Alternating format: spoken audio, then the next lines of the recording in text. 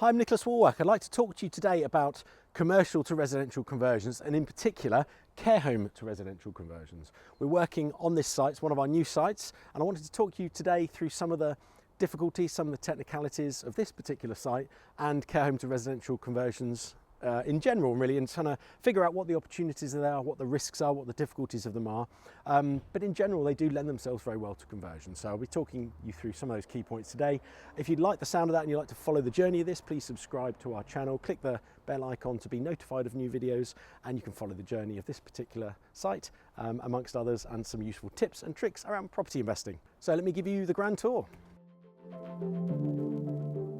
So one of the first things to consider on any site of size, and this is a great plot, and you can see if you can slightly scan around here, we've got a huge amount of space, which is fantastic. Now there's a few issues that potentially can throw up during a build, whether it's an office to residential scheme, a hotel conversion, and this one a care home to residential scheme. One of the main things to consider is trees. Now these particular trees, big ones, beautiful mature trees, have tree preservation orders on them. That's a TPO for short, tree preservation order. Now, tree preservation orders are kind of pretty obvious what they intended to do. They tend to look after the trees that are here. Now, clearly, the council or the environmental agency or someone involved in the planning legislative side of property want to protect these trees for good reason. They're lovely mature trees in a nice residential location, so they want to protect that as much as possible. Now obviously we can't just bulldoze down and knock all these trees down to build blocks of flats and new build houses and whatever we want to do, so you have to respect the site, and as part of your due diligence when building up to a care home to residential conversion or any other large site conversion that has a lot of land with it and trees on site, you need to be very careful with getting the right arboriculturist consultant in early. Go through the legal side, use your planning consultant to understand if any of those have got TPOs on or if they would be contentious to remove. So trees, big warning, be careful, can't just chop them down willy-nilly, you need to look after them, respect them, and incorporate that landscaping into your design. Doesn't always mean you can't get rid of them, but you need to apply for planning to remove them ultimately and go through the whole process. You might want to reinstate other trees instead and spend a lot of money on the landscaping to relocate, you know, chop one tree down but relocate others. There could be an argument for that. So it's very much on a case-by-case basis, but something to be careful of, and on this site, something we've got to be mindful of when we're designing our landscaping and parking arrangements here on site. So one of the other great opportunities of these kind of sites is the actual land site itself. Now on this one, you know, there's an awful lot of land with it. We're actually getting not only a massive care home which has got the potential to be over 50 rooms in itself, but we've also got a fully detached house on the property.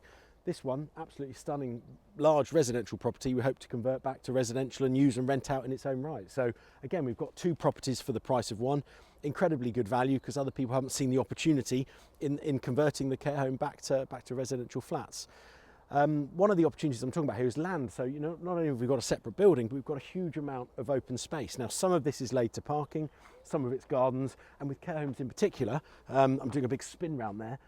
We've got, you know, a great massive garden for all the elderly residents that would have lived here at one time. It's now shut down, and it's got guardians in place, which is a sort of temporary security arrangement, getting a small amount of rent in the meantime whilst we wait for it to get converted.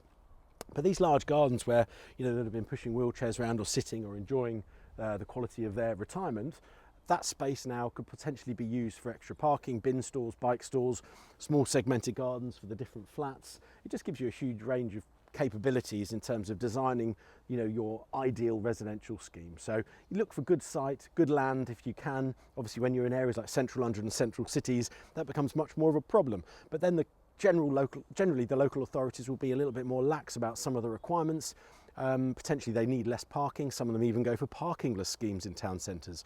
But understanding what your local council in the site that you're intending to buy in, you know, what their attitude is to space on site, car parking arrangements, that kind of stuff, bin stores, bike stores, is really critical to get to grips with early on, because you can end up buying a place that you then can't convert because you don't have parking. Or indeed possibly the other way around. You can't convert it because it's got lots of parking, you've got no use for it. The council doesn't want you bringing loads of car parks into the centre. I know for a fact that in Reading they like parkingless schemes, you know, and that area it's very easy to do town centre developments. Whereas you go to jump to another town like Newbury, as little as half an hour away, and they absolutely want the full national car requirement for the number of units you're building. So it really can depend, but ultimately big opportunity in land around the site. You could possibly build extra buildings on it. You could extend buildings, use it for parking, being stores, bike stores, that kind of thing. So look out for good land, not just the site itself. So, you know, this is a huge care home. The loss of that care home, the loss of that facility to a local council could be very important. So one of the other things to watch out for in a care home to residential conversion is the attitude of that council to the loss of the care home facility. You know, you might need all the flats in the world, but if you need more care homes than you need flats, or you've got no care homes in that area, you know, we're in a booming population. Care home demand is at one of the all-time greatest highs and is increasing. So actually care homes are in demand as well. So when you're doing this kind of conversion, it's a huge risk that the local council might not approve your application based on the loss of the care home facility in that local area, and where will those residents go? Now, as it happens on this one, you know, things to look out for. This has been shut down due to it not being viable to run anymore. Clearly not enough demand.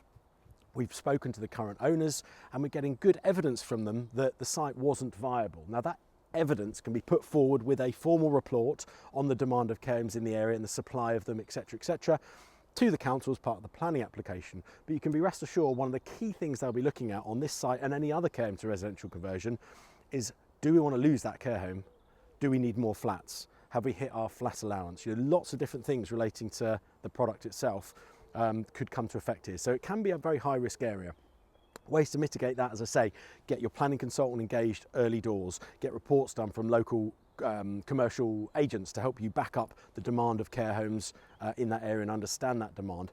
Do a pre-application, that's key. If you're buying something that's highly risky or buying it without planning, you need to be very sure you can get planning, or you've got a very, very good chance of getting planning. On the balance of probability, strong probability, you don't want to buy a £1.4 million care home site without very strong knowledge that you're going to get planning for that, because ultimately you're just going to have to sell it on again at a lower value, having failed to get the planning up through. Now this particular site, the current owners have done a pre-application, which a pre-application is a cut down planning application, massively cut down planning application, which just kind of gauges the council's attitude to your proposed development. We've also done our own pre-app on this, so before exchanging on it, we've managed to do a pre-application with the council. We've met with the council on site, we've given them a tour of the whole building, we've gone back to the council offices and sat around there with key players in the area, in the council, within the council itself, in the planning department, to understand their attitude to the loss of the care home, the kind of proposed scheme we're doing, and how we might develop it out, and the things we need to consider. They've given us their feedback on all of that to tell us what they find important. The trees came up actually as tree preservation orders. That was a big concern of theirs. Also designing the flats to a good quality residential standard. The loss of the care home didn't seem to be an issue, and they seemed fairly comfortable with that, as they understood the demand wasn't that great in this particular area. There's been newer care homes built in the town centre that are actually kind of making these out slightly out of town, you know, a mile or two out of town, a bit more redundant. And that's key actually in the care home sector as a point to note. The care home sector in general, as it's a booming market, there's lots of purpose-built care homes being built. Larger rooms, better facilities, better disabled access, bigger doors, wider doors, ramps, purpose-built stuff that's brand new. How can a care home that's like 10, 15, 20 years old compete with that? Well, they might have to spend hundreds of thousands of pounds getting this up to speed. They might have to put multiple lifts in. They might have to lose rooms for facilities. It can be quite difficult to bring older care homes up to standard.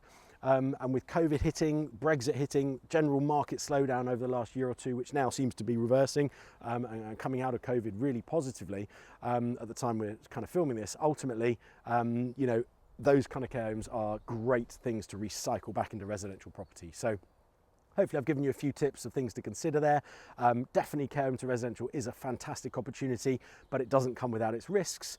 Those risks can be averted as much as you possibly can with good planning, good consultants, and the right power team around you. If you'd like to work with me as a hands-off investor, invest alongside my development company doing these kind of sites and many others, I'd like to hear from you. Please reach out in the comments below or reach out to me personally. If you'd like to do a care home to residential conversion yourself, or an office to residential conversion, if you'd like to get into HMOs or any other kind of planning and development work, I'm here with my team through my mentorship program to work with you. Reach out to me at nicholaswallwork.com/mentorship. I hope you've liked this video. Hope the tips have helped you. And please tune in again soon. Hit the subscribe icon and the bell icon around the subscribe button to follow the journey of this particular site through our series and many other conversions that we're doing at the moment. Look forward to speaking to you soon.